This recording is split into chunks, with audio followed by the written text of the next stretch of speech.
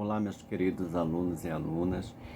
Eu havia falado para vocês que eu ia postar um vídeo da semana anterior, da aula anterior, em que a gente iniciou o processo de conhecimento, mais especificamente o procedimento comum.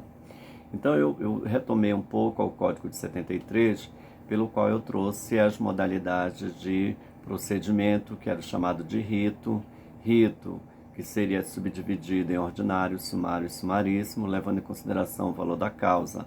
Acima de 60 salários mínimos, o rito era ordinário, até 60 salários mínimos, o rito era sumário, e até 40 salários mínimos, o rito era sumaríssimo.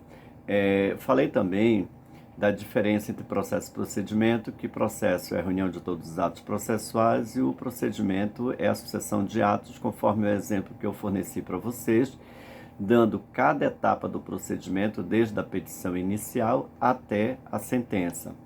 Falei também um pouco do que nós chamamos de teoria da cognição judicial. Falei que o juiz deverá conhecer o processo na íntegra.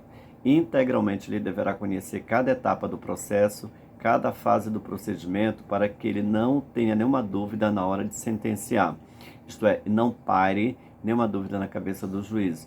Apesar que o juiz tem a autonomia, o juiz tem a plena liberdade de valorar o que ele achar mais relevante dentro do processo.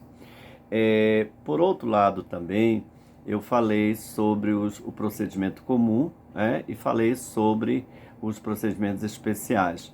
Os procedimentos especiais vão ficar por uma outra etapa, como eu falei para você, de jurisdição voluntária, jurisdição contenciosa, talvez isso lá pelo final praticamente do curso de processo civil. Já o procedimento comum, a gente vai estudar cada etapa, a fase postulatória, a fase das providências preliminares, a fase do saneamento e organização do processo, a fase instrutória, que a teoria da prova está presente, e a fase decisória, que é a fase da sentença e da coisa julgada.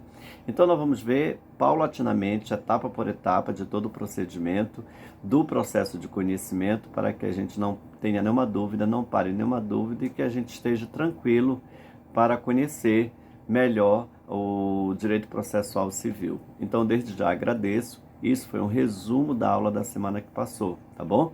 Nesta semana agora nós vamos ver a formação do processo e a petição inicial, que eu vou já produzir uma nova aula para vocês. Muito obrigado pela atenção e até logo.